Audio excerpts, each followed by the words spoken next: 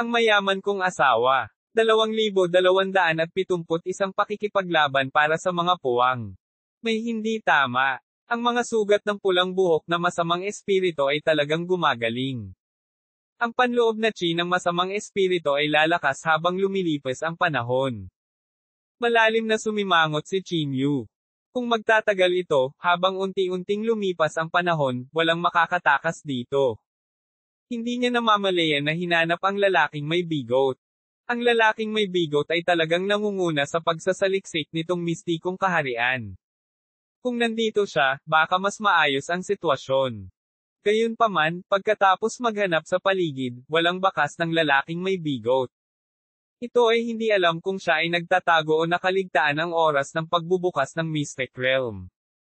Ang pulang buhok na masamang espiritu ay ganap na nakabawi sa loob lamang ng ilang dosenang paghinga. Medyo nagulat si Chinyu nang matuklasan na sa ilalim ng lupa, mayroong napakalaking rules chain na malapit na konektado sa pulang buhok na masamang espiritu. Higit pa rito, pagkatapos na pumasok sa ilalim ng lupa ang napakalaking espiritual na enerhiya na hinihigop ng Mystic Realm Palace, patuloy itong dumaloy sa katawan ng mapula ang buhok na masamang espiritu sa pamamagitan ng rules chain. Kung hindi, kahit na ang pulang buhok na masamang espiritong ito ay may lakas na lumalaban sa langit, hindi nito kakayanin ang mga pag-atake ng lahat. Off! Sa pagitan ng mga hininga ng masamang espiritu, nagbugay ito ng nakapapasong makapal na usok. Sa sandaling ito, lumitaw siya sa likod ni Zhang Yu na may paggalaw ng kanyang katawan, at hindi man lang nag-react si Zhang Yu. Nililigawan mo si kamatayan. Ang ekspresyon ng sect master ng blood sect, si Guming, ay nagbago ng husto. Pamuukol ang kanang kamay niya na para bang mag-charge. Tinakpin ng kanyang palad ang mapula ang buhok na masamang espiritu na parang nakatikip sa buong kalangitan habang pinalipad ng sampal ang pulang buhok na masamang espiritu. Bush! Sa isang iglap, ang mapula ang buhok na masamang espiritu ay mas mabilis na sumugod kay Guming. Isang malamig na ngiti ang lumitaw sa mukha ni Guming. Bigla siyang sumugod papunta kay Chinyu. Gayunpaman, ang kanyang bilis ay hindi mabilis. Ang pulang buhok na masamang espiritu, sa isang iglap, ay naabutan siya at pinutol ang karit. Ang malamig na pulang ilaw ay direktang pumutol sa kanyang katawan sa daan-daang piraso. Ang laman at dugo ay biglang sumabog at naging espiritual na enerhiya. Pagkatapos ay naglaho ito. Ang pulang buhok na masamang espiritu ay lumingon kay Guming. Di man it, niloko mo ako. Galit na galit si Chinyu. Halatang inaayos siya ni Guming. So paano kung niloko kita? Gumisi si Guming at sinabi. Agad na pinabilis ni Chinyu ang kanyang bilis at sumugod sa kanya, pinatikim sa kanya ang kanyang sariling gamot. Gayunpaman, agad na nahati si Guming sa 3 tao at tumakas sa iba't ibang direksyon. Magaling, tatay. Sigaw ni Zhang Yu. Isang malamig na tingin ang lumitaw sa mukha ni Guming. Pinatay mo ang 3 dakilang elder ng aking sekta. Ngayon, ikaw, Chinyu, dapat mamatay. Ang mukha ni Chinyu ay basang-basa sa malamig na pawis sa sandaling ito. Wala siyang pakialam sa pag-save ng kanyang espiritual na enerhiya ngayon. Ang siyam na Fire Dragon ay nagpasabog ng paatros, hiniram ang nakakatakot na enerhiya ng chi para iwasan ang slash ng pulang buhok na masamang espiritu. Ang kanyang katawan ay kumislap at lumitaw sa likod ni Zhang Yu. Dahil niloko ako ng tatay mo, babayaran niya ang buhay mo. Pinuhat ni Chinyu si Zhang Yu at ginamit siya para harangin ang sarili. Zhang Yu. Halos lumuwa ang eyeballs ni Guming. Pilit siyang umungol at hindi nang ahas na itago ang kanyang lakas bilang pinakamataas na baitang sa ika-9. Isang napakalaking palm print ang mabangis na pinigilan ng pulang buhok na masamang espiritu. Sa isang iglap lang, natunaw ang palm print. Direktang binasag ni Chinyu si Zhang Yu patungo sa pulang buhok na masamang espiritu. Natakot ito kay Zhang Yu, at halos maiihina niya ang kanyang pantalon. Tulong! Ama! Mamamatay na ako! Willing tulay kung paano tayo nagkakilala. Ang mga binti ni Zhang Yu ay marahas na sumisipa, ngunit siya ay labis na kinakabahan na hindi siya tumakbo ng isang hakbang palayo. Ang napakalaking mga mag-aaral sa mukha ng masamang espiritu ay tumitig kay Zhang Yu, at ang karit na sumasagisag sa kamatayan ay itinaas ng mataas. Mayroon akong paraan para makapasok sa Mystic Realm na ito basta tulungan mo akong harangan ang masamang espiritong ito. Umungol si Guming, nanginginig ang kanyang mga kamay, at ang mga ugat sa kanyang noo ay nanginginig sa kaba. Bush! Isang napakalaking anting-anting ang biglang bumalot sa palasyo mula sa itaas. Halos sakop na ng berdeng anting-anting ang buong palasyo. Maraming mga itim na karakter ng tinta ang walang tigil na dumaloy sa mga Mayberdeng rune. Isang napakalaking at nanginginig na aura ang bumungad, at sa ilalim ng kahangahangang puwersang ito, biglang bumagsak ang mga rune. Ang pulang buhok na masamang espiritu ay agad na nanigas. Ang nakakagulat ay ang rune ay hindi nakakaapekto sa sinuman maliban sa pulang buhok na masamang espiritu. Ang kanyang kontrol sa mga rune ay umabot na sa antas ng pagiging perpekto. Si Changye ang gumawa ng hakbang. Tinitigan niya si Guming at nagtanong. May paraan ka para makapasok sa underground, di ba? Oo, alam ko. Ang isang ninuno ng aking blood sect ay sapat na maswerteng nakatagpo ng pagbaba ng Netherworld Mystic Realm sa mga unang taon at nakakuha ng Netherworld token. Ngunit may limitasyon ang bilang ng mga slot, na 10 lang. Pinaikit ni Guming ang kanyang mga mata at sinabi. Ilabas mo, walang pakialam na sabi ng masamang tagapaglipol. Maaari kong alisin ito, ngunit ang aking blood sect ay dapat na mayroong 5 puwang, at lahat ay dapat sumumpa sa landas ng langit. Kung hindi, sa isang pag-iisip, maaari kong sirain ito ng Netherworld item. Malamig na sabi ni Guming, hindi naman mahina ang kanyang aura. Imposible ang 5 puwang. Sa Netherworld, kung wala tayong sapat na lakas sa pakikipaglaban, baka hindi tayo makalusot sa Mystic Realm na ito. Umiling si Changye. Ang Ghost Mansion Mystic Realm ay minsang lumitaw sa isang kontinente. Nabigo ang kontinenteng iyon na makalusot sa Mystic Realm sa takdang panahon at naging sanhi ng pagkamatay ng 7 o 8 sa bawat 10 tao sa kontinenteng iyon. Kung ang usapin ay hindi malutas sa pagkakataong ito ay magiging isang napakalaking sakuna. Maaari ka lang magkaroon ng 2 pwesto sa pinakamarami, at hindi hihigit pa riyan, kahit na sirain mo ang token. Walang pakialam na sabi ng masamang tagapaglipol. Kung hindi dahil sa token na ito, wala kang kahit isang lugar.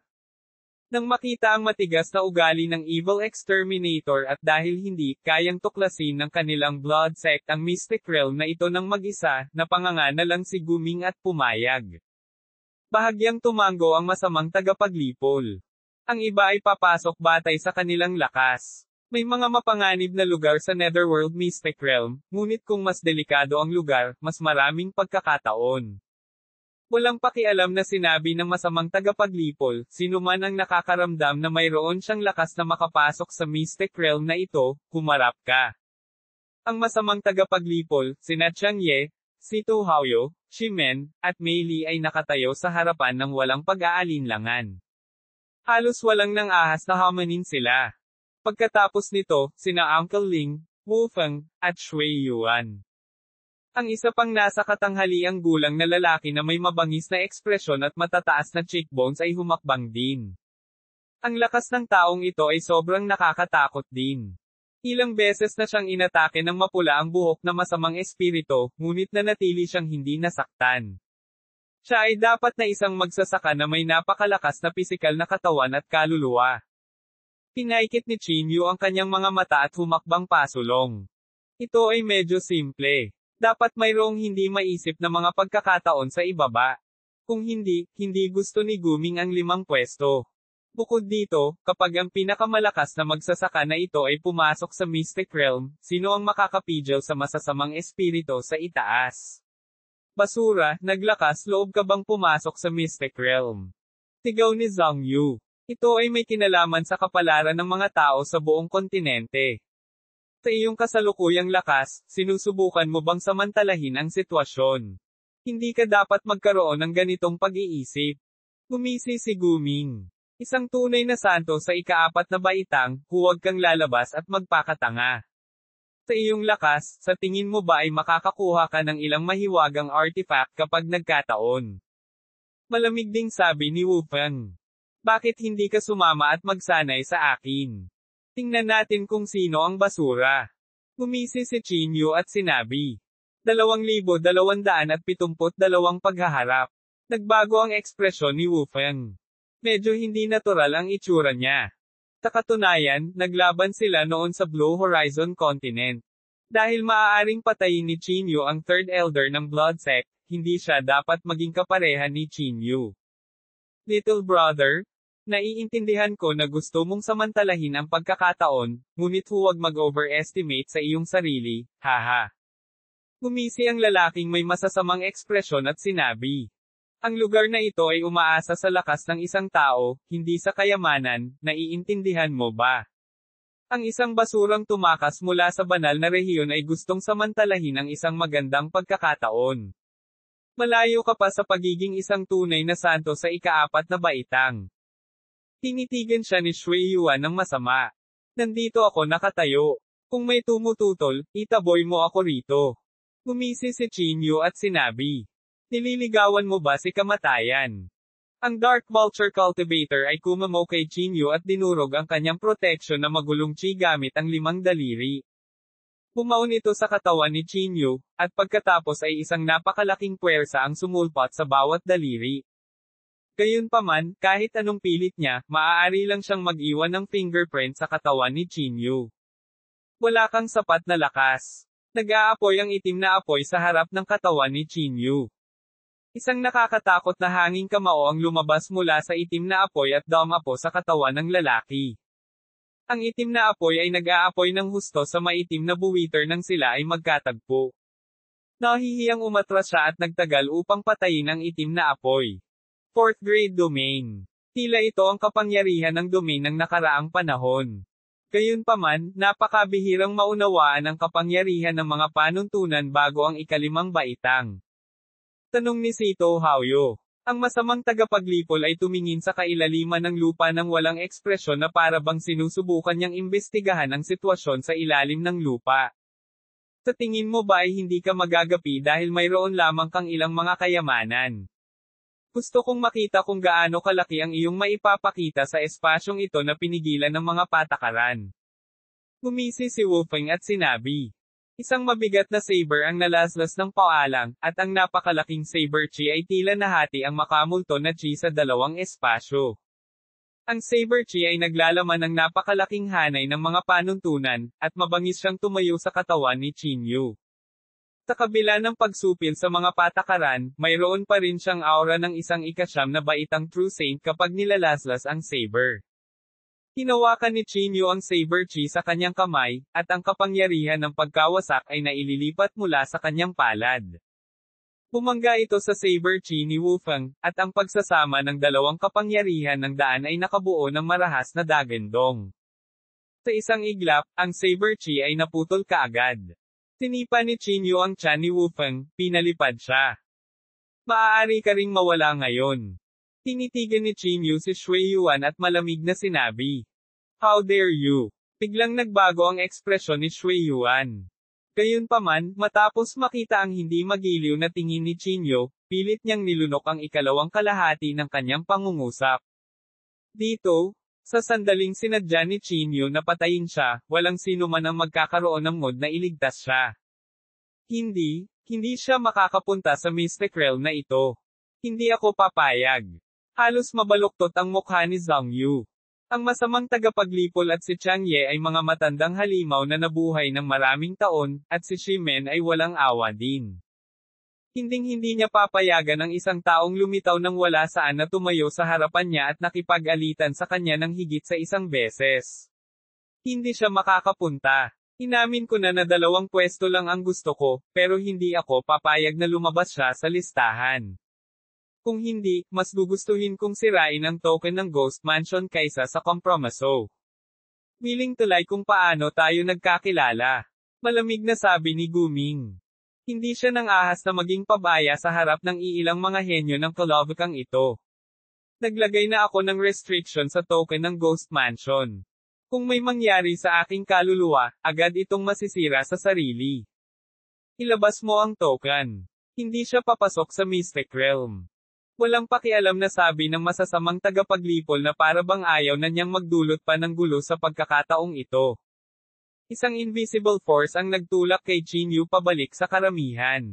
Sa kabila ng paggamit ng kanyang pinakadakilang lakas, hindi niya mapigilan ang nakakatakot na puwersang ito. Ano? Sasalakayin mo ba ako? Tinitigan ng masamang tagapaglipol si Chinyu at sinabing walang pakialam. Nabubuhay ka lang ng kaunti kaysa sa akin. No big deal. Malamig na sabi ni Chinyu. Naiintindihan niya ang mga aksyon ng masamang tagapaglipol. Kung tutuusin, ang pagbubukas ng Ghost Mansion Mystic Realm sa pagkakataong ito ay talagang isang kaganapang nakakasira ng lupa. Imposibleng mahulaan kung ano ang mangyayari sa Mystic Realm. Gayunpaman, si Chinyu ay labis na hindi nasisiyahan sa kanyang walang pakialam na pag-uugali. Haha, binata, walang pakialam ang mga magsasaka sa pagiging patas. Ang landas ng langit ay walang awa. Walang silbi ang napakaraming what-ifs. Nakangiting sabi ni Chang Ye. Hahaha, basura, paano? Atak kung may kakayahan ka.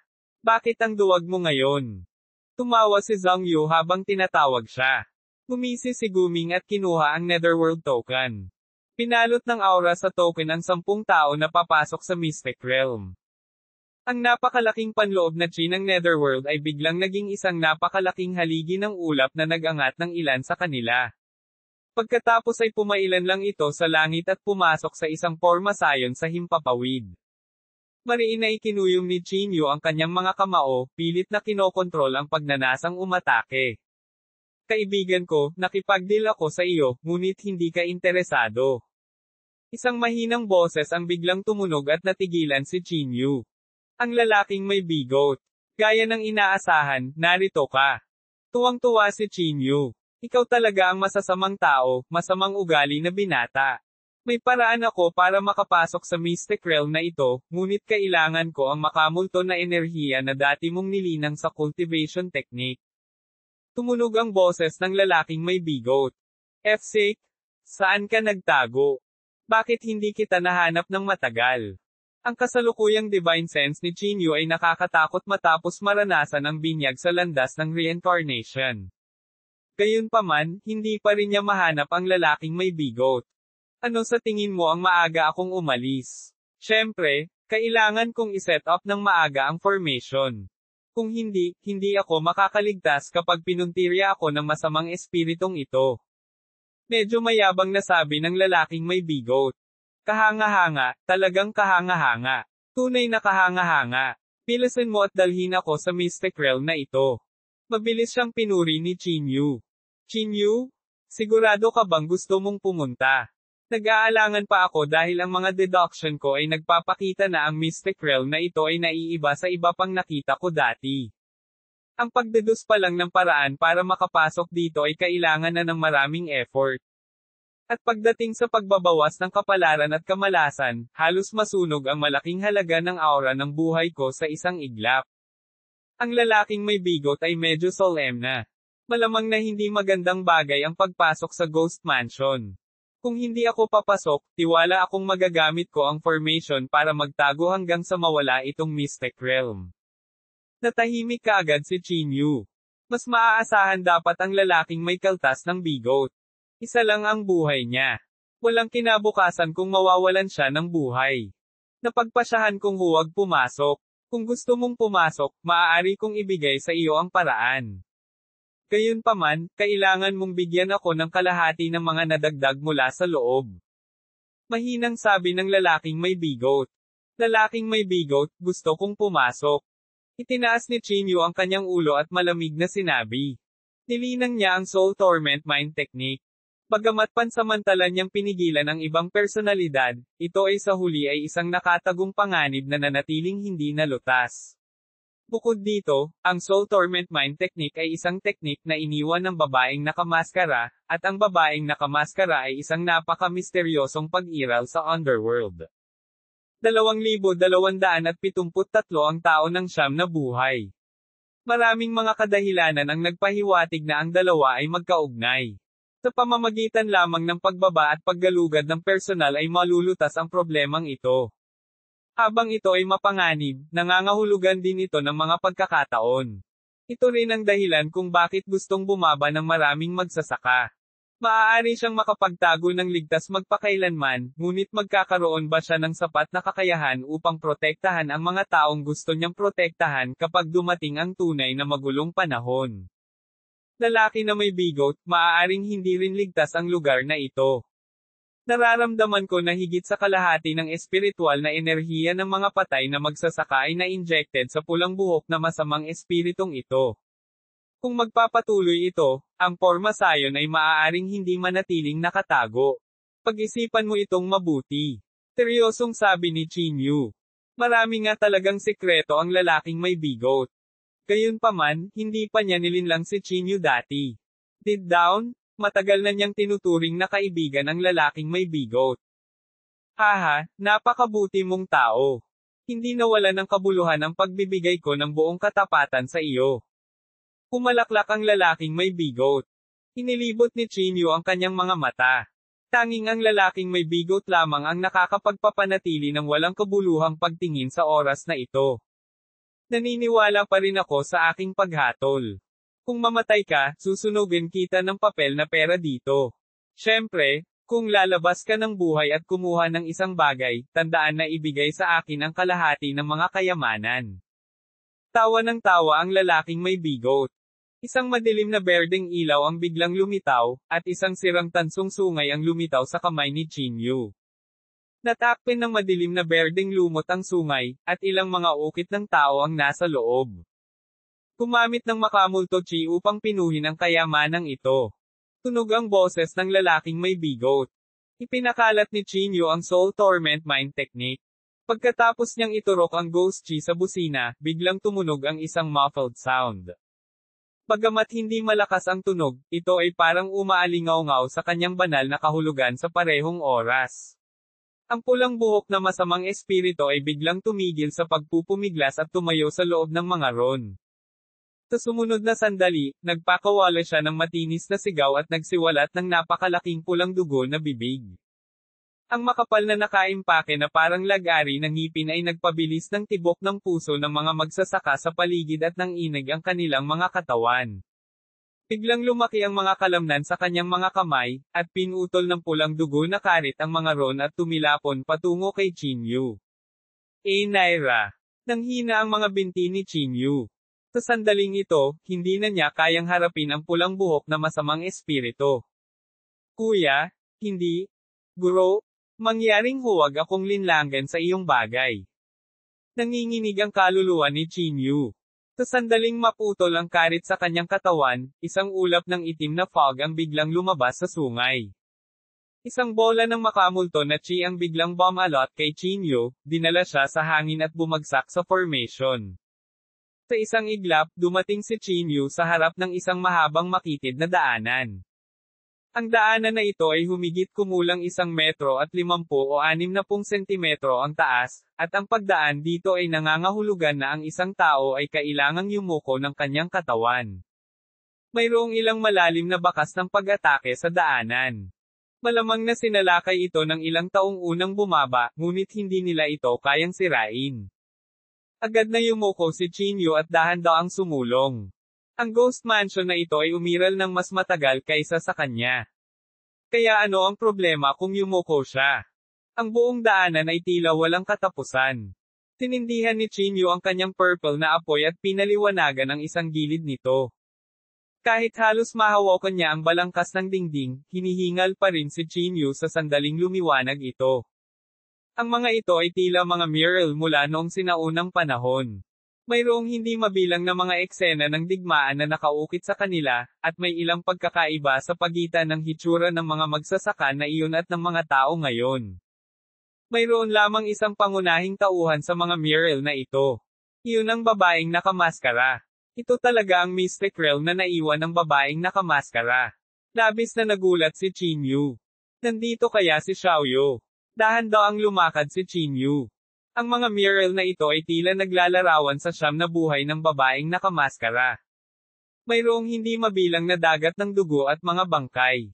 Kahit na ito ay sa pamamagitan ng mga mural, tila naramdaman ni Chinyu ang malupit na sinaunang labanan sa malayong panahon na iyon. Medyo nalito si Chinyu.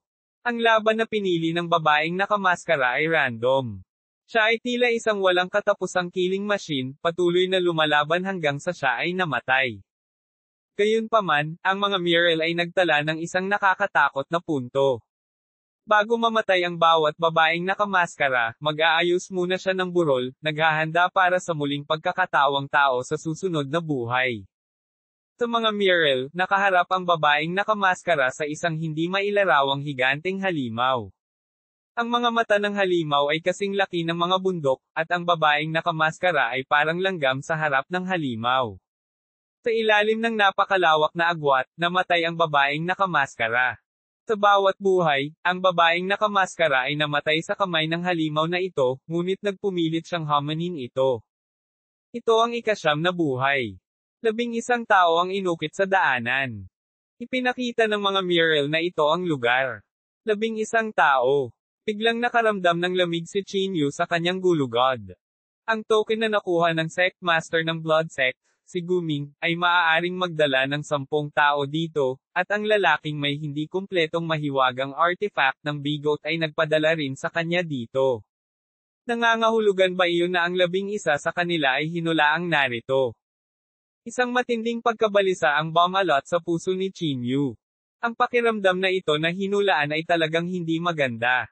Para bang matagal na silang chess pieces sa kamay ng iba. Sa dulo ng daanan, mayroong isang pagpipinta ng isang walang hangganang universo. Sa lupa ng walang hangganang universo, mayroong hindi mabilang na mga bangkay. Wala ni isang tao ang nakaligtas. Ang malamig na hangin ay tila ipinadala mula sa kanyang mga paa hanggang sa tuktok ng ulo ni Chinyu, na naging dahilan upang mahulog ang kanyang buong pagkatao sa isang kuweba ng yelo. Ito ba ay isang propesya o senaryo na tunay na hinulaan ng babaeng nakamaskara? Ito ay nagpapahiwatig na ang mundo ay malapit nang bumaba sa kaguluhan kung ito ay totoo. Pilit na pinigilan ni Chinyu ang pagkabalisa sa kanyang puso at nagpatuloy sa paglalakad. Walang ibang paraan palabas dito. Sa kanyang harapan, biglang kumalat ang isang nakakatakot na pagbabago-bago. Pinilisan ni Chinyu ang kanyang lakad at dumaan sa daanan. Matapos dumaan sa daanan, sinalubong siya ng walang kapantay na malawak na espasyo. Sa makinang na kumikinang na kalawakan ng ginto, isang marangyang maluho na kabaong ang nasa gitna mismo. Chinyu, paano ka nakarating dito? Nang makita ni Zhongyu si Chinyu, ang kanyang mukha ay nagpakita ng hindi kapani-paniwalang gulat na ekspresyon. Nagulat din ang iba, pero nakatutok sila sa kabaong at hindi gaanong nagtanong. Di man it, may itatanong ako sa'yo. Narinig mo ba ako? Nang makita ni Zhongyu na walang intensyon si Chinyu na pansinin siya, agad siyang nagalit. Manahimik ka. Kung patuloy kang mangungulit, papatayin kita. Malamig na tiningnan siya ni Chinyu.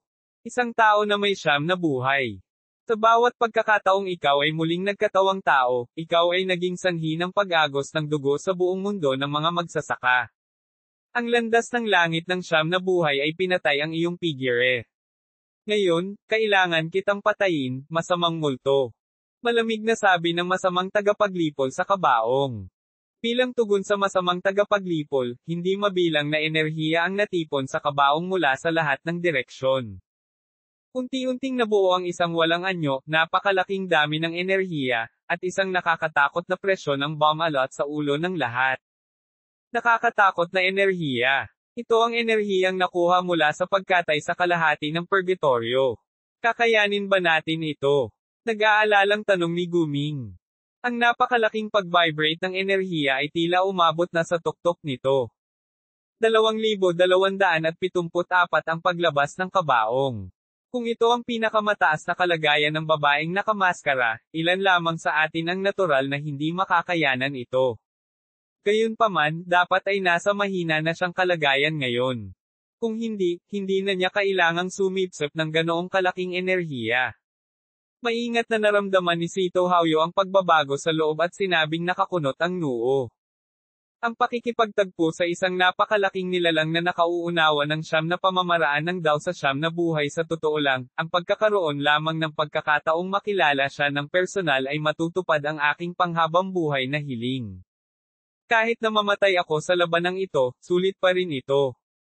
Walang bakas ng kaba ang matandang mukha ni Chang Ye. Sa halip, ito ay puno ng pag-asa. Para naman kay Shimen, nakaupo siyang naka-cross-leg na parang naiintindihan niya ang kapangyarihan ng Dao technique dito. Ito ay patay na tahimik, sa sandaling ito, tulad ng kalmado bago ang bagyo.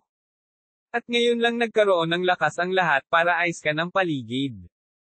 Maraming mga kayamanan ang nakakalat sa lupa, na tila naiwan ng mga patay na magsasaka.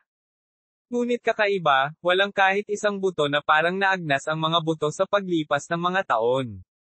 Biglang pinakawalan ni Chinyo ang malungkot na banal na mata. Ang natitirang mga kayamanan ay naglabas ng mga kahangahangang ilaw sa daan. May ilang mga kulay na hindi pa niya nakita noon. Tila sila ang mga kayamanan na naiwan ng ilang Path of Heaven dati. Ito ay isang jade slip ng Path of Heaven. Tila ito ang paraan na nilinang ng mga eksperto sa nakalipas na ilang siglo. Dahan-dahang lumapit si Guming sa isang lugar at nakakita ng jade slip sa isang sulok na may indentation. Agad na lumiwanag ang kanyang mukha dahil sa pananibik na naging maliwanag na pula. Ang mga maaaring pumunta dito ay dapat na napakalakas na mga individual, at ang pamamaraan ng paglilinang na naiwan sa jade slip na ito ay tiyak na pambihira. Ang mahabang saber na ito ay tama para sa akin. Kinuha ni Wufeng ang isang napakalaking itim na saber na may nakaukit na rune ng isa pang Path of Heaven. Kahit na hindi ito sa Path of Heaven noong panahong iyon, naglalabas pa rin ito ng nakakatakot na pagbabago-bago ng enerhiya. Nang makita ang mga ito, ang iba ay naghanap din ng mga kayamanan sa paligid. Kung mas maraming lakas ang mayroon sila, mas mataas ang posibilidad na mabuhay sila. Gayunpaman, si Chinyo ay nagkaroon ng matinding pagkabalisa sa sandaling ito. Kung ang mga kayamanang ito ay naiwan ng mga magsasaka noon, ang mga magsasaka na ito ay namatay pa rin kahit na hindi sila mas mababa sa kanila. Anong uri ng nakakatakot na pag-iral ang susunod nilang haharapin? Boom! Sa matinding pagyanig, ang nakakatakot na enerhiya ay biglang lumundag sa kabaong.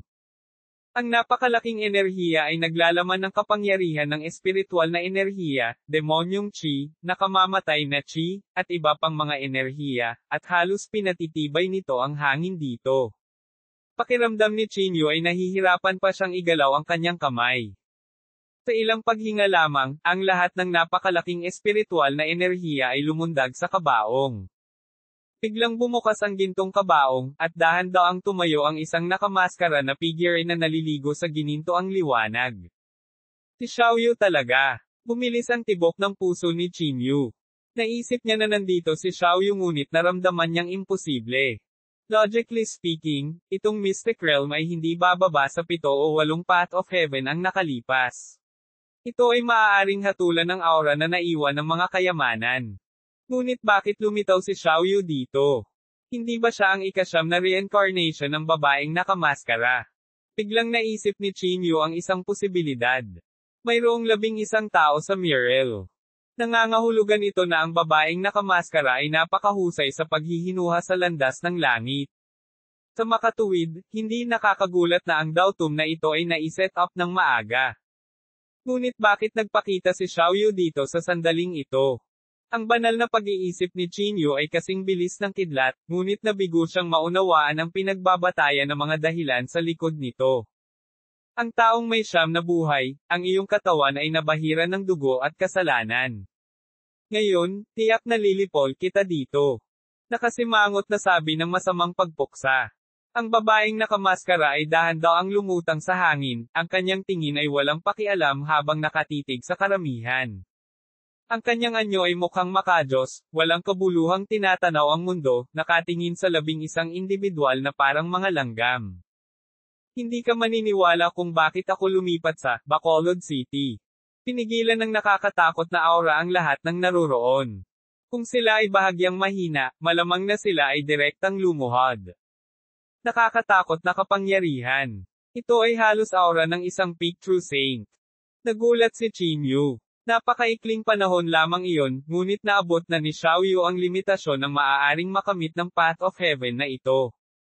Higit pa rito, may pakiramdam si Chinyu na kung papayag ang babaeng nakamaskara, malamang na masira niya ang True Saint at maabot ang Tribulation Transcending Stage. Nagtaas ng isang kamay ang babaeng nakamaskara at biglang kumamaw sa ere. Crash! Naramdaman ni Chinyu na may tumusok sa kanya. Ang kanyang leeg ay tila hinawakan ng isang hindi mapaglabanan na puwersa, at maging ang sirkulasyon ng kanyang banal na pakiramdam ay naging mahirap. Pinapaikot niya ang espiritual na enerhiya ng may kahirapan na buhayin ang malungkot na banal na mata. Sa sandaling ito, sa itim at puting mundo ng mapanglo na banal na mata, isang napakalaking kadena ng kaayusan ang tumusok sa kanyang katawan at konektado sa kanyang banal na kahulugan. Pakiramdam niya, sa ilalim ng kadena, lahat ng kanyang ginawa at naiintindihan ay malinaw na nakikita. Napatingin siya sa iba. Ang kanilang mga katawan ay nabutas na rin ng tanikala ng ayos. Nais ng babaeng nakamaskara na maunawaan ang landas ng langit ng buhay na ito sa pamamagitan nila. Biglang natauhan si Chinyu. Maraming tao dito ang halos nasa tuktok ng landas ng langit na ito, lalo na ang masamang tagapaglipol, sina Sito Haoyo, at Chang Ye. Sa sandaling naunawaan niya ang paraan ng buhay na ito sa pamamagitan ng mga ito, ang babaeng nakamaskara ay magiging perpekto ang mga paraan ng kanyang siyam na buhay, at walang sinuman ang kanyang makakapareha kapag pinagsama niya ang siyam sa isa. Break. Isang napakalaking berdeng anting-anting ang lumitaw mula sa kawalan at ibinalot sa nakamaskara na babae. Biglang umatake si Chang Ye. Ang anting-anting na ito ay kumakatawan sa pinakamalakas na pag-atake sa paraang naintindihan niya. Kasabay nito, biglang umatake din ang Sito Haoyo. Isang surge ng kapangyarihan ng Path of Heaven ng kaayusan ang bumalot sa palasyo at pinigilan ang babaeng nakamaskara. Nalampasan nito ang labanan ng mga ordinaryong magsasaka. Ito ay ganap na isang direktang pag-unawa at paghaharap ng paraan. Boom! Hinawakan ng babaeng nakamaskara ang kadena gamit ang isang kamay at hinampas ng isa pa niyang kamay. Kaagad, sinira niya ang berdeng anting-anting at ang kapangyarihan ng landas ng langit sa kanyang katawan gamit ang kanyang palad. Si Sito Haoyo at Chang Ye ay dumura ng dugo at muntik nang mahulog sa lupa. Nakakatakot na kapangyarihan ng mga patakaran. Nagpalitan ng tingin ang dalawa, nagbahagi ng isang mapait na ngiti. Bagamat ang kanilang paglilinang ay maaaring ituring na top-notch sa kalabukang ito, hindi sila makatiis ng kahit isang galaw mula sa babaeng nakamaskara. Isang nakakatakot na puwersa ng pagsipsip ang nagmula sa kadena ng bakal. Naramdaman ni Chinyu ang lahat ng magulong chi sa kanyang katawan at iba't ibang alaala na mabilis na umaagos palayo sa kadena ng bakal. Kinagat niya ang kanyang mga ngipin at tiniis ang pakiramdam ng pagkahilo. Nakapikit ang babaeng nakamaskara sa hangin na para bang naiintindihan niya ang kapangyarihan ng landas ng langit sa buhay na ito. Isang mapangwasak na mundo ang dahan-daang lumabas sa kanyang katawan. Biglang tumayo si Shimen na nasa lupa. Marahan niyang inilagay ang espada ng paalang sa harap ng kanyang bibig. Isang malakas at malinaw na sword chant ang biglang tumunog, at ang sword energy ay nagdala ng walang katapusang dagat ng pagpatay na layunin.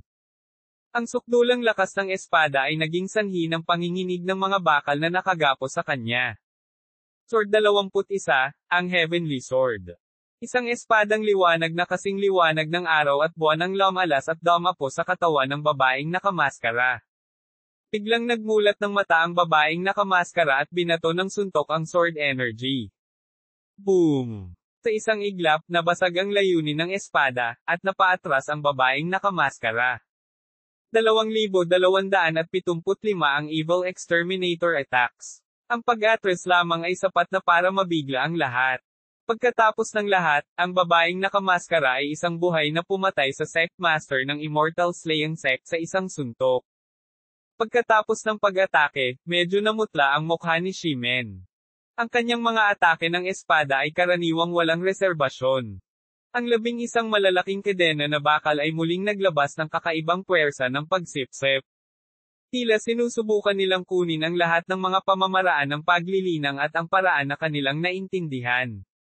Ang kanyang espiritual na enerhiya ay nauubos sa bilis na nakikita ng mata, at ang kanyang banal na sentido ay nahuhulog din.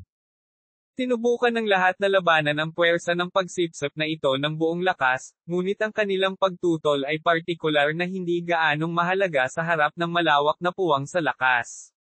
Bukod dito, ang ikinagulat ni Chinyu ay ang isang banal na sentido ay nagsimulang humadlang sa kanyang kaluluwa na parang gusto nitong agawin ang kontrol sa kanyang katawan. Ang itim na Chinyu ay nagmulat ng kanyang mga mata sa ilang sandali. Ang isang bahagi ng kanyang banal na kahulugan ay nababalot ng makamulto na chi. Sa ganoong sitwasyon, bahagyang mas malakas siya kung ihahambing sa nawala ng gana na gininto ang Chinyu. Isang masamang pakiramdam ang bumalot sa puso ni Chinyu. Mahigpit niyang kinokontrol ang itim na figurine sa kanyang banal na kahulugan. Kung may nangyaring muli sa oras na ito, tiyak na mamamatay siya. Ang Sito Haoyu at Chang Ye ay tila nasa ilalim ng matinding pressure sa eksena. Mula sa kanilang mga ekspresyon at nanginginig na katawan, tila hindi na nila kayang kumapit pa. Ang lakas ng pag-atake ng nakamaskara na babae ay marahil ay nakabatay sa lakas. Ang lakas ni Zhang Yu ay napakalimitado, at ang kanyang pag-unawa sa landas ng langit ay napakalimitado din. Kahit na maubos niya ang kanyang katawan, hindi ito makatutulong sa babaeng nakamaskara. Sa makatuwid, ang kapangyarihan ng pag-atake laban sa kanya ay medyo maliit. Napaisip si Chinyu sa sarili. Boom! Biglang itinulak ni Chang Ye ang kanyang palad pasulong, at ilang daang metro ang haba ng mga anting-anting ay lumipad lampas kay Chinyu. Ang nakakatakot na mapangwasak na kapangyarihan ay agad na pamunit ng butas sa matigas na katawan ni Chinyu. Si Chinyu ay natakot sa kanyang talino. Kung ito ay direktang tumama sa kanyang katawan, siya ay malubhang nasugatan. Chang Ye, magpuntirya ng maayos bago ka umatake. Napaungol si Chinyu. Sa sandaling ito, mapula ang mukha ni Chang Ye. Ang kanyang kaluluwa ay tila na-extract ng sobra, at siya ay ganap na hindi nakalock sa posisyon ng babaeng nakamaskara. Sa sandaling ito, isang nakakatakot na kapangyarihan ng kaluluwa ang biglang lumabas sa katawan ni Uncle Ling. Naramdaman ni Chinyu ang isang malawak na ilog ng kaluluwa na dumadaloy sa kanya, at ang kapangyarihan ng kaluluwa ay biglang bumuo ng napakalaking puyo ng tubig sa harap ng babaeng nakamaskara. Soul Vortex. Ikinaway ni Uncle Ling ang kanyang mga kamay, at isang nakakatakot na puwersa ng pagsipsip ang bumaril mula sa kanyang mga kamay. Isang napakalaking banal na sentido ang nabaluktot, at ang tunog nito ay dumaloy na parang talon mula sa libu-libong talampakan ang taas. Sa isang iglap, naramdaman ni Chinyu na nawasak ang kanyang kaluluwa. Nakakatakot na puwersa ng pagsipsip ng kaluluwa. Medyo nabigla si Chinyu. Kahit nasa gilid lang siya, ramdam na ramdam niya ang nakakatakot na puwersa ng pagsipsip, lalo pa ang babaeng nakamaskara sa gitna ng puyo ng tubig, R-Alpha BE. Ang masamang tagapaglipol, si Uncle Ling, at Ling Euro ay palaging magkasamang kumikilos. Alam lang ni Chinyu na si Uncle Ling ay isang soul cultivator, ngunit hindi niya inasahan na ang kanyang soul power ay magiging sobrang nakakatakot. No wonder walang tumutol sa pagpasok niya sa mystic realm na ito.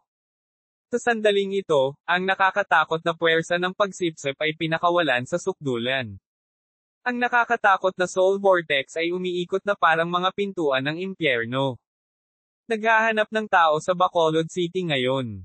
Tila bahagyang nag-overlap ang figure ng babaeng nakamaskara sa espasyo na hindi nakikita ng mata. Nakita ng malungkot na banal na mata ni Chinyu na ang katawan ng babaeng nakamaskara ay tila pinahaba. Ito ay talagang bahagi ng kaluluwa ng babaeng nakamaskara na napunit. Sa sandaling nakita niya ang kaluluwa ng babaeng nakamaskara, naramdaman ni Chinyu na parang nasa isang kuweba ng yelo ang kanyang kaluluwa.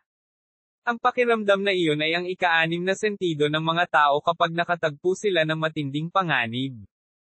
Isang nakakatakot na pressure ang kumalat sa kalawakan. Sa malungkot na banal na mata, nakita ni Chinyu ang nakamaskara na babae na humakbang pasulong, at ang kanyang kaluluwa ay direktang dumaan sa pintuan ng puyo ng tubig, saan man pumunta ang kanyang kaluluwa.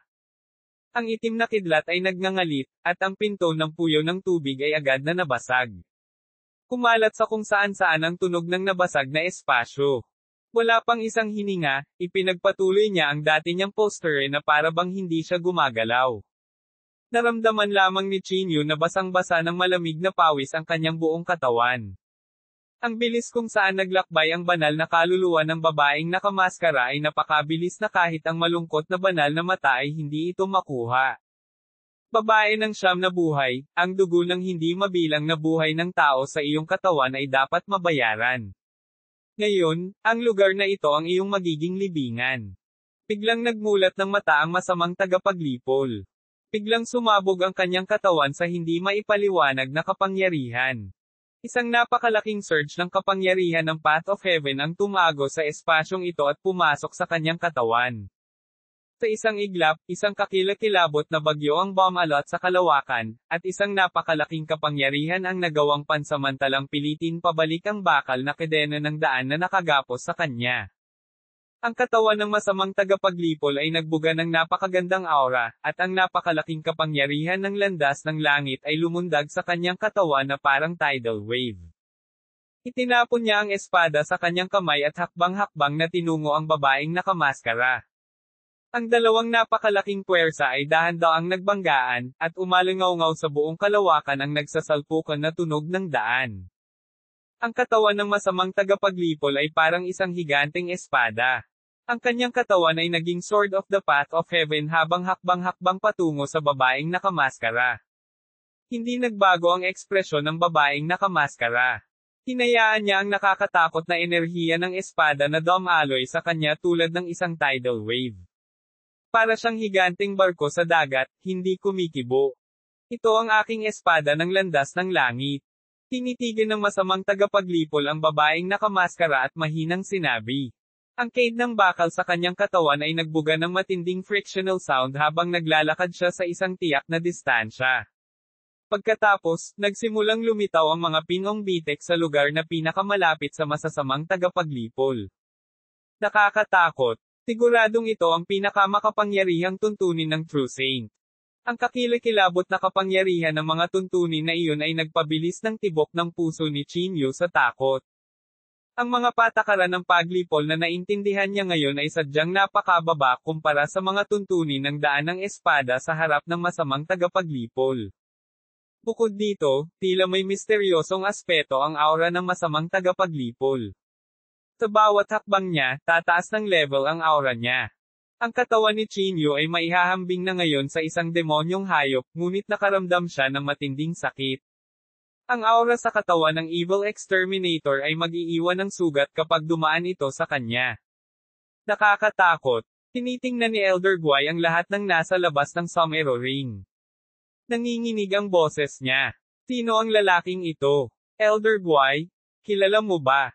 Kumunat ang noo ni Chinyu at nagtanong. Ang masamang tagapaglipol ay tila ipinanganak upang itaguyod ang landas ng langit.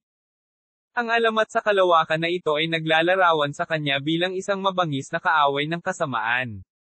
Kung lalabag ka sa mga alituntunin ng sangkatauhan, tulad ng pagpatay sa maraming bilang ng mga magsasaka o paglalagay ng isang malaking banta sa mga magsasaka ng tao, siya ay kikilos. Ang ilang mga tao ay nagsabi na siya ay ipinanganak ng kasamaan, kaya sinabi ng iba na siya ay ipinanganak ng kasamaan, ayon sa tadhana, kaya naman nakakatakot ang kanyang lakas. Hindi rin sigurado si Elder Guai. Ang masamang tagapaglipol ay tila isang misteryo. Tumango si Chinyu. Kahit nasa banal na rehiyon, sa ganoong nakakatakot na lakas, ang masamang tagapaglipol ay malamang na isa sa ilang mga nangungunang tao.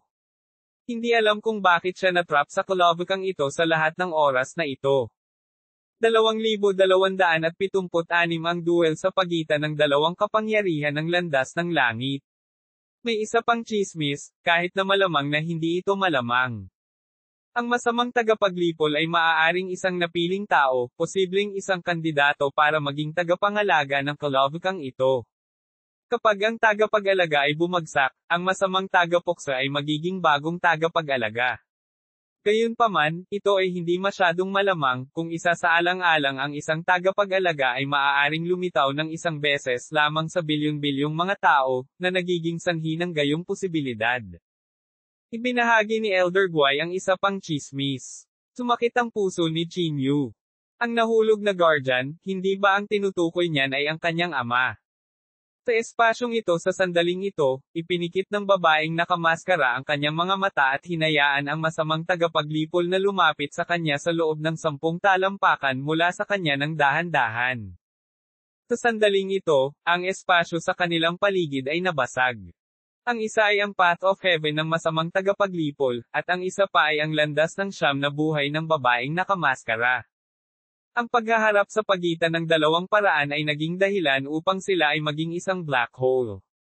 Maging ang malungkot na banal na mata ni Chinyu ay nabigong makakita sa itim na butas na iyon. Nagbabagong katawan sa isang espada. Ang Sword of Path of Heaven.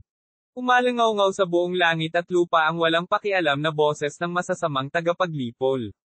Ito ay tulad ng tunog ng isang sinaunang higanteng kampana, ang bawat salita ay may malalim na bigat. Isang napakalaking kapangyarihan ng Path of Heaven ang sumanib sa espada, 2, 3, 4. Apat na malapit sa consummate inner strength Grandmaster Path of Heaven na mga kapangyarihan ay pinagsama sa Sword of Path of Heaven. Apat na paraan ang sumanib sa kanyang katawan. Sa sandaling ito, hindi na makayanan ng kontinente ang Sword of Path of Heaven na ito. Nakakatakot. Maraming naubos ang kanilang buong buhay ngunit hindi maunawaan ang paraan ng ganap na lakas ng loob na Grandmaster. Gayunpaman, ang taong ito ay talagang naiintindihan ang apat na paraan ng landas ng langit. Hindi nakakagulat na nang ahas siyang sabihin na papatayin niya ang babaeng may siyam na buhay. Tahimik na sabi ni Chang Ye. Ang piniling anak ng langit. Matagal na natahimik si Sito Haoyo bago siya nagsalita. Ang pag-unawa sa apat na paraan ng consummate inner strength Grandmaster sa isang buhay ay talagang bihira. Hindi napigilan ni Elder Guai ang buntong hininga at sabihin. Walang pakialam ang ekspresyon ng babaeng nakamaskara habang marahang hinahampas ang kamay nito. Ang kadena ng mga katulad na napakalaking panuntunan ng landas ng langit ay biglang sumanib sa kanyang katawan. Gayunpaman, hindi tulad ng masamang tagapaglipol, ang nakamaskarang Chain of the Way ng babae ay may dalang sinaunang aura, at hindi alam kung gaano niya katagal na iintindihan ang mga paraang ito. 1, 2, 3, 4, 5. Sa ilalim ng kabuoang 8 malalaking light beam, unti-unting humupa ang nakakatakot na pagbabago bagong ito. Ang nakakatakot na 8 paraan ng sinaunang panahon ay biglang nagsanib sa isa. Sa isang iglap, parang isang halimaw noong sinaunang panahon ang nagising. Ang Maybird itim na liwanag ng daan at ang puting liwanag ng Evil Exterminator ng Sword of the Path of Heaven ay nag-intertwined. Ang buong espasyo ay nag-iba-iba ng marahas, at ang mga pinong bitek ay lumitaw sa walang kapantay na solidong mystic realm. Ang nakakatakot na pagbabago-bago na ito ay napakatindi na kahit na ang lihim na kaharian na ito, na nakaligtas sa hindi mabilang na mga panahon, ay nagsimulang mawala ng malay. Bilisan mo at magtulungan upang patatagin ang espasyong ito. Kung hindi, walang makakaligtas kung ang espasyong ito ay magiging kawalan. Nakakunot ang noo ni Mei Li habang nagsasalita. Ito ang unang pagkakataon na nagsalita siya. Ang mga taong naruroon ay hindi tanga. Lahat ay nagsanib kamay upang hawakan ang espasyong ito. Sa sandaling ito, lahat ay nagtutulungan ng may matinding kahirapan upang bumuo ng isang proteksyon na hadlang. Kahit na sila ay nasa sukdulan ng labanan, sila ay tulad ng nag-iisang bangka na maaaring sirain anumang oras. Mahirap isipin kung anong antas na ang dalawang taong nag-aaway. Ang Chain of the Way at ang Sword of Path of Heaven ay nabasag sa hindi mabilang na mga piraso ng sabay-sabay. Sabay na lumipad paatras ang dalawa at bumagsak sa dingding. May hinahanap sa lahog ngayon. Ang nakatatakot na puwersa ay naging sanhi ng matinding panginginig ng espasyo. Tahimik na tumayo ang babaeng nakamaskara. Bumagsak ang maskara sa kanyang mukha sa lupa. Dahan-dahan siyang naglakad at kinuha iyon para isuot. Si Xiaoyu talaga. Ang puso ni Chinyu ay nagngangalit. Ang mukha ni Xiaoyu sa ilalim ng maskara, ngunit hindi nilinggan ni Xiaoyu si Chinyu.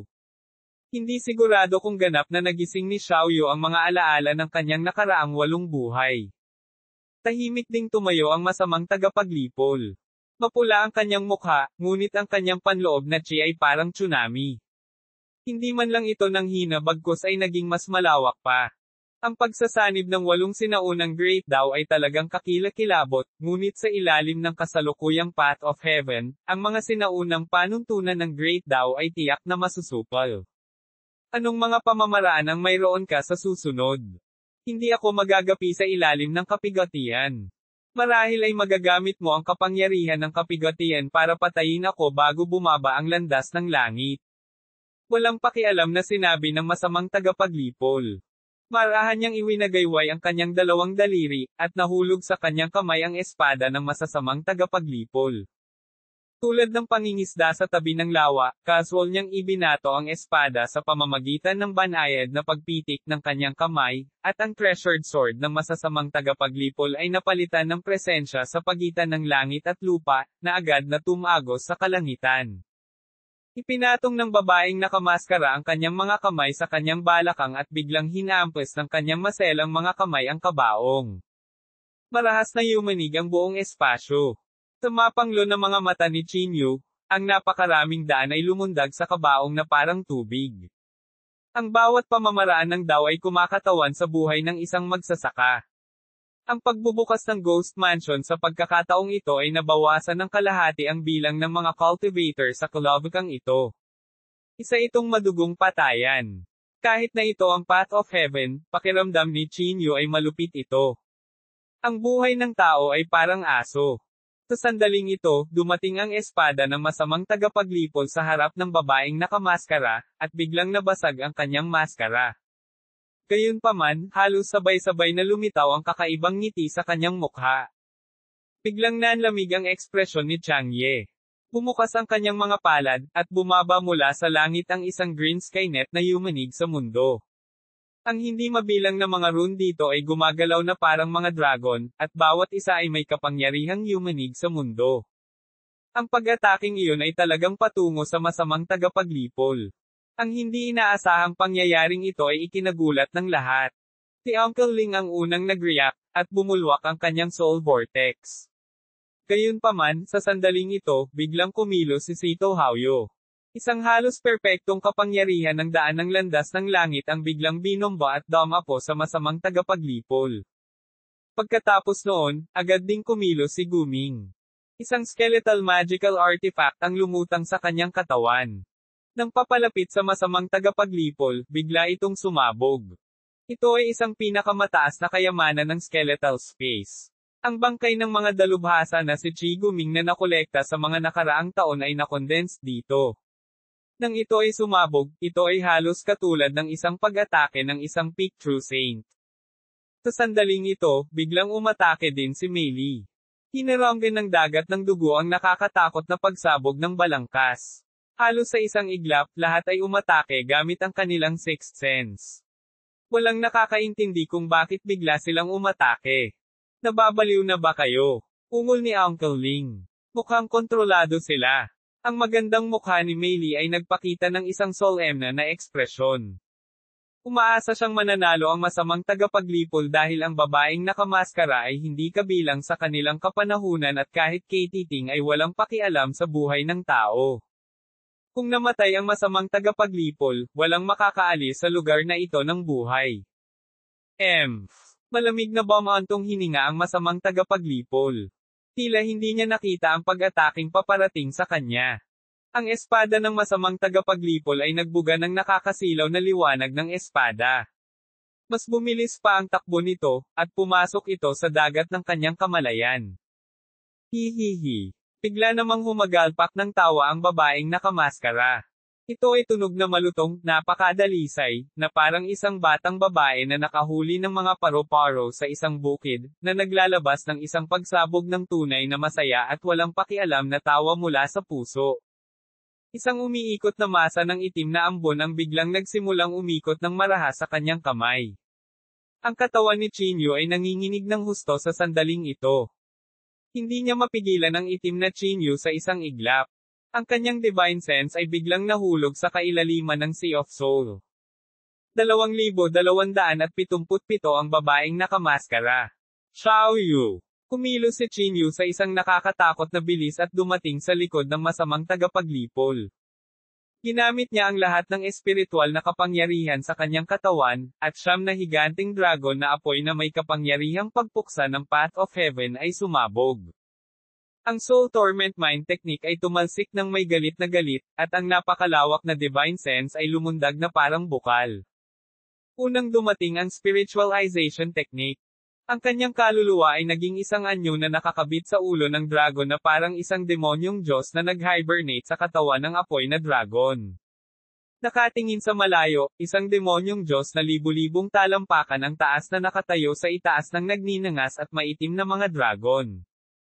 Ang kombinasyon ng spiritualization technique at ang soul torment mind technique ay naging mas mabangis ang pag-ataking ito. Ito ang pinakamalakas na pag-atake na magagamit ni Chinyu sa sandaling ito. Isang nakakagulat na pag-atake ang biglang tumama sa ulo ng masamang tagapaglipol. Dodge. Ang ekspresyon ni Chinyu ay lubhang nagbago. Bagamat kilala niya si Xiaoyu, siya, sa sandaling ito, ay wala na sa sarili. Nasa harap niya ang nakamaskara na babae sa siyam na buhay na pumatay ng mga tao tulad ng mga langaw, at si Chinyu, isang tao rin, ay hindi matanggap ang kanyang massacre sa purgatorio. Bagamat wala siyang magandang impresyon sa masamang tagapaglipol, ayaw niyang mamatay ito ng dahil sa kanya. Nakalimutan mo na ba? Ito ang katawan ko. Ang malamig na boses ni Chinyu ay umalangaw-ngaw mula sa kaibuturan ng banal na kahulugan. Ang itim na divine sense na kumokontrol sa katawan ni Chinyu ay biglang nanghina. Ang takot na tumago sa kaibuturan ng kanyang kaluluwa ay nagbigay kay Chinyu ng kaunting pagkakataon na makahinga. Ito ay isang binhi na dati niyang pinagpustahan ang kanyang buhay upang sugpuin ang itim na divine sense. Sa wakas ay nagkaroon ng bisa ang binhing itinanam niya noon. Ang kanyang banal na pakiramdam ay biglang lumukso at kinuha ang ilang kontrol sa kanyang katawan. Nagumbok ang mga ugat sa mukha ni Chinyu. Ang kanyang mga ngipin ay malalim na nakabaon sa kanyang gilagid. Hindi niya namalaya na umaagos na pala ang dugo. Sa sandaling tatamaan na ng Fire Dragon ang masamang tagapaglipol, bigla itong lumiko at bumangga sa anting-anting ni Chang Ye. Sa sandaling ito, nagbanggaan ang kamao ng babaeng nakamaskara at ang Evil Extermination Sword. Halos magkasabay na nabasag ang dalawa. Ang Evil Extermination Sword ay naglabas ng malakas na pag-awit ng espada, at ang posisyon sa pagitan ng espada at dulo ng kamao ay nanginginig. Sunod-sunod na itim na linya ang lumitaw sa Evil Extermination Sword at sa kamao ng babaeng nakamaskara. Pagkatapos nito, ang mga itim na linya ay kumakalat na parang sapot ng gagamba. Nabasag ang Evil Extermination Sword, at biglang sumabog ang mga itim na linya sa katawan ng babaeng nakamaskara. Isang ulap ng dugong ambon ang sumabog sa pagitan nilang dalawa. Malabo lamang na nakita ni Chinyu ang isang katawan na bumagsak sa lupa. Kasunod nito, nagsimulang manginig ng husto ang espasyo. Sa ilalim ng nakakatakot na pag-ataking ito, isang napakalaking black hole ang lumitaw sa gitna. Ang itim na butas ay naglabas ng napakalaking puwersa ng pagsipsip, na biglang sumisipsip ng lahat ng lakas ng mga pag-atake. Ang buhok ni Chinyu ay gumalaw ng husto. Sinubukan niyang patatagin ang kanyang katawan ng buong lakas, ngunit kahit buong lakas ay hindi niya mapatatag ang kanyang mga paa. Sa susunod na sandali, ang katawan ni Chinyu ay natangay sa lupa ng marahas na puwersa ng pagsipsip ng black hole. Ang kanyang katawan ay lumipad ng hindi mapigilan. Ang iba ay nasa sitwasyon din na katulad ng kay Chinyu. Ang marahas na pagsipsip sa pagitan nila ay malapit na silang hilahin sa black hole. Sa sandaling iyon, kahit na sila ay nagtataglay ng pambihirang paglilinang, wala silang ideya kung saan sila aanod kasama ng black hole. Itinaas ni Meili ang kanyang dalawang kamay at pinagpag. Isang ilog ng dugo ang bumagsak sa kawalan at nahulog sa black hole na parang talon. Sa isang iglap, hinarang ng malawak na ilog ng dugo ang karamihan sa puwersa ng pagsipsip. Biglang nabawasan ang lakas ng pagsipsip. Noon lamang napatitag ni Chinyu ang kanyang katawan. Sa gitna ng kaguluhan, naramdaman ni Chinyu na hindi mapakali ang kanyang singsing sa somero. Naramdaman niya ang pagbagsak ng panloob na chi sa kanyang katawan at mabilis na pumasok sa singsing ng somero na parang lumalangoy na dragon. Kahit na ginamit ni Chinyu ang magulong kapangyarihan, hindi niya mapigilan ang panloob na chi na ito. Gayunpaman, sa sandaling ito, hindi niya mailihis ang kanyang atensyon upang suriin ang aura na ito. Ang black hole ay tumagal ng 1/4 hour bago ito dahan-daang naglaho. Tinulungan din ng Blood River ni Meili ang iba na harangin ito sa loob ng 1/4 hour bago ito umatras. Nakaupo siya sa lupa na may maputlang mukha na para bang nakakonsumo siya ng sobrang espiritual na enerhiya. Sa sandaling ito, ang masamang tagapaglipol ay nakaupo na naka-cross-leg sa lupa, na puno ng dugo. Ang kanyang mga kamay ay nabali, at karamihan sa kanyang mga balikat ay nabasag. Naka-cross-leg siya sa lupa, at hindi nagbago ang ekspresyon niya na parang hindi siya ang nasugatan. Sina Chang Ye, si Tohaoyo, at Guming ay wala ring malay. Sina Wufeng at Zhang Yu ay namatay na sa lugar habang sila ay tinangay sa agos ng hangin sa panahon ng labanan. Ang nakakatakot na shockwaves ay pinaghiwa-hiwalay sila. Tanging sina Uncle Ling, Mei Li, Shimen, at Qin Yu lamang ang maaaring tumayo sa sandaling ito. Bagamat natapos na ang labanan sa selyadong espasyong ito, ang makakapal na itim na kidlat ay patuloy na bumubulusok mula sa kawalan sa itaas ng mga ito. Ang napakalaking kidlat ay tila pinatag ang lugar. Lumipat si Qin Yu na parang kidlat sa gilid ng babaeng nakamaskara. Ginamit niya ang kanyang divine sense para siyasatin ang katawan ni Xiaoyu. Sa sandaling ito, walang bakas ng makamulto na chi sa katawan ni Xiaoyu. Nagkaroon lamang ng normal na pagbabago-bago ng espiritual na enerhiya. Ang pakiramdam na iyon ay kapareho ng Xiaoyu na kilala ni Qin Yu noon. Xiaoyu. Pansamantalang tinawag ni Qin Yu si Xiaoyu sa kanyang banal na kahulugan. Ang kanyang magagandang mata ay gumalaw ng ilang beses na para bang tumutugon siya kay Qin Yu. Gayunpaman, hindi siya nagising, marahil dahil sa pagod. Si Xiaoyu talaga. Nasaan ang babaeng nakamaskara? Saan napunta ang divine sense ng babaeng nakamaskara? Hindi kaya namatay ang babaeng nakamaskara noong ika-9 na buhay? Maraming pag-aalinlangan ang umusbong sa isip ni Qin Yu. Ang lahat ay tila hindi totoo. Sa isang pag-iisip, pinulupot ng Sumeruchi si Xiaoyu at ipinadala siya sa Sumerospace. Boom! Isang nakakatakot na puwersa ng pagsipsip ng kaluluwa ang dumating sa kanyang likuran, na nagwasak sa Sumeruchi.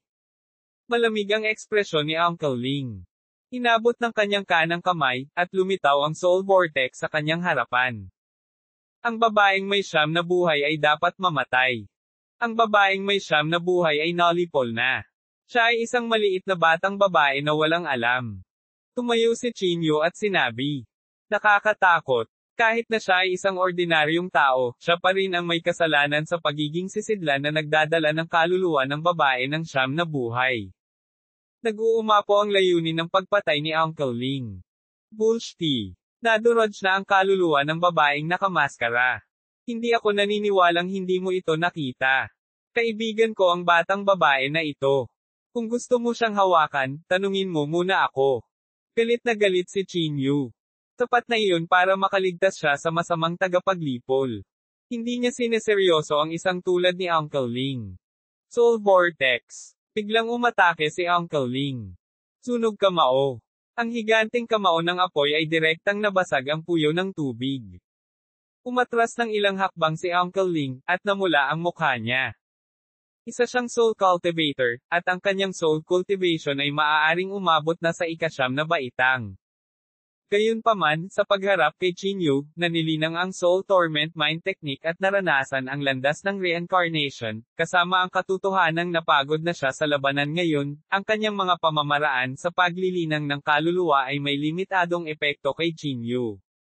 Gusto mo ba talaga siyang protektahan? Ito ang gagawing target ng lahat. Dapat mong malaman na halos 2/3 ng mga magsasaka sa labas ang napatay ng babaeng ito. Sigurado ka bang kaya mong tiisin ang sama ng loob ng mga namatay? 2,278 ang rampage ng Dao Techniques. Bawat kawalan ng katarungan ay may kagagawan nito at bawat utang ay may utang. Hindi ako naniniwalang hindi mo mararamdaman ang durog na kaluluwa ng babaeng nakamaskara ng 9 na buhay. Kung susuriin mo ang babaeng ito gamit ang iyong divine sense, malalaman mong ordinaryong tao lang siya. Ano ang karapatan mong magpasya sa kanyang kapalaran? Hindi sumuko si Qin Yu. Napakaraming hindi patas na bagay sa mundo. Si Xiaoyu ay kaibigan ni Ruozo at kaibigan din niya. Ngayong ganap na nawala ang panloob na chi ng babaeng nakamaskara sa kanyang katawan, paprotektahan niya ang buhay nito anuman ang mangyari. Humakbang si Mei Li at bahagyang itinaas ang palad. Ang mga pagbabago sa espiritual na enerhiya ay malabo na lumitaw sa kanyang katawan. Tama ang sinabi niya. Kahit isa lang sa 10,000 pagkakataon, dapat mamatay ang babaeng ito. Puno ng pagdanak ng dugo ang panahong lumitaw ang babaeng nakamaskara. Unti-unting lumitaw ang gininto ang liwanag sa katawan ni Chinyu. Ang kanyang katawan ay nagsimulang maging tanso at lumiwanag sa gintong liwanag. Tahimik niyang pinaikot ang kanyang body technique sa sukdulan. Pagharap sa misteryosong babaeng ito, hindi siya nang ahas na maging pabaya. Isang napakalaking ilog ng dugo ang bumasag sa hangin. Si Meili ay nakatayo sa ilog na iyon, ang kanyang buhok ay sumasayaw sa hangin. Ang ilog ng dugo ay unti-unting kumalat sa ilalim ng kanilang lupa at dahan-daang tumaas. Hindi nagtagal, nilubog ng malapot na ilog ng dugo ang mga bukong-bukong, tuhod, baywang, at dibdib ni Chinyu. Isang nakakatakot na uhaw sa dugo ang layunin ng pagpatay na kasing grahas ng dagat na walang humpay na sumalakay sa kanyang banal na kahulugan. Bukod dito, isang napakalaking kamay sa Blood River ang humawak kay Chinyu ng mahigpit para pigilan itong umalis. Medyo nabigla si Chinyu. Nakita na niya si Meili na nakababad sa tubig ng bone cultivation dati. Talagang ginagamit niya ang tubig sa pagtatanim ng buto upang maunawaan ang daan ng ilog ng dugo. Ang kanyang mga kamay ay biglang binawi, at isang hindi maipaliwanag na presyon ang bumalot sa buong katawan ni Chinyu.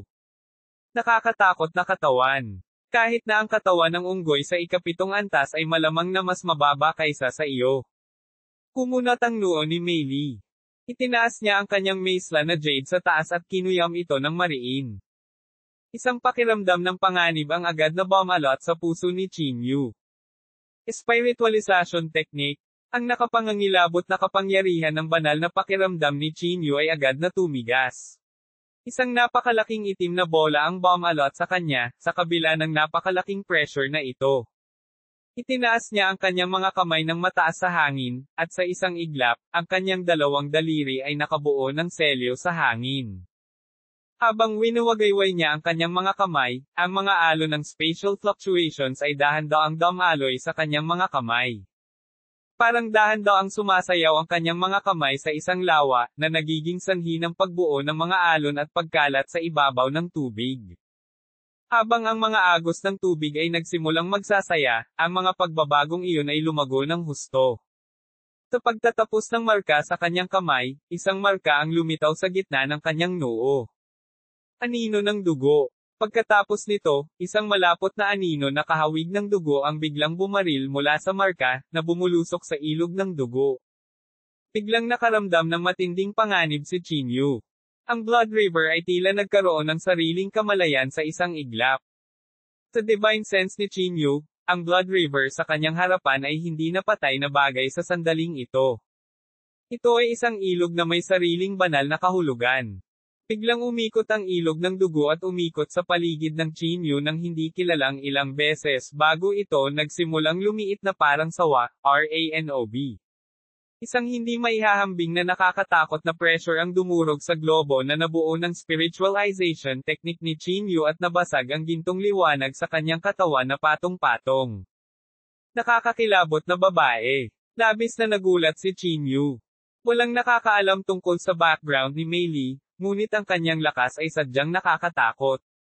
Hinawakan ni Chinyu si Xiaoyu gamit ang kanyang kanang kamay, at ang magulong chi sa kanyang katawan ay lumundag sa Shaolin Divine Artifact sa kanyang kaliwang kamay. Umuungol. Isang mabangis na dagindong ang lumabas mula sa guwantes ni Chinyu. Isang higanting unicorn ang lumabas mula sa inner core ng unicorn sa gitna ng Shaolin Divine Artifact, at ang napakalaking duguan nitong bibig ay kumagat sa Blood River. Naghahanap ng tao sa Bacolod City ngayon. Malakas na sinuntok ni Chinyu ang lupa. Siyam na higanting fire dragon ang umikot at bumagsak sa Blood River, na pilit na pinipiga ang isang puwang mula sa Blood River. Sinamantala ang puwang na ito, mabilis na inilagay ni Chinyu si Xiaoyu sa Aerospace. Elder Guai, alagaan mo si Xiaoyu. Nagmamadaling iniwan ni Chinyu ang mensaheng ito at bumalik sa larangan ng digmaan kung saan siya nakikipaglaban kay Meili. Sa sandaling ito, ang siyam na dragon na apoy ay ganap na nadurog ng ilog ng dugo.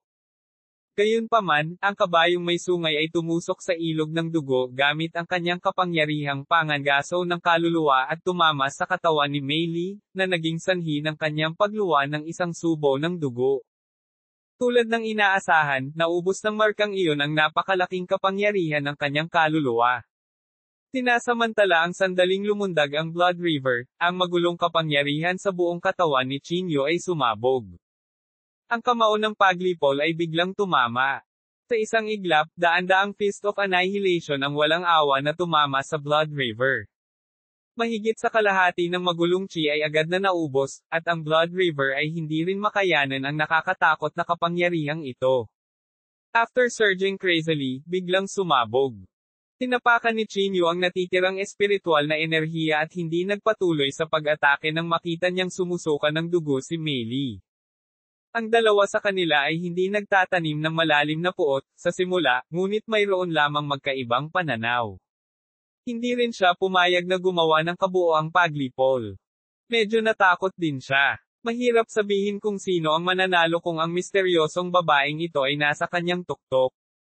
Biglang yumanig ang buong espasyo. Halos sa isang iglap, nagsimulang masira ang lugar na ito. Kung wala ang proteksyon ng sinaunang Path of Heaven, ang espasyo dito ay hindi na mapapatatag ng nakakatakot na aftershocks ng labanan. Ikinaway ni Qingyu ang kanyang mga kamay at sinipsip ang kabaong sa kanyang singsing sa somero. Nakakahiya. Aatake na sana si Uncle Ling ngunit mabilis na ibinaba ang kanyang mga kamay. Anong kabalbalan? Kung hindi mo kukunin ang kayamanan, wawasakin ka ng langit at lupa. Malungkot na sabi ni Qingyu. Sa sandaling ito, ang ilang pinakamalakas na tao ay hindi na makaatake. Naka-cross-leg sa lupa, tila naiintindihan ni Shimen ang Dao Technique.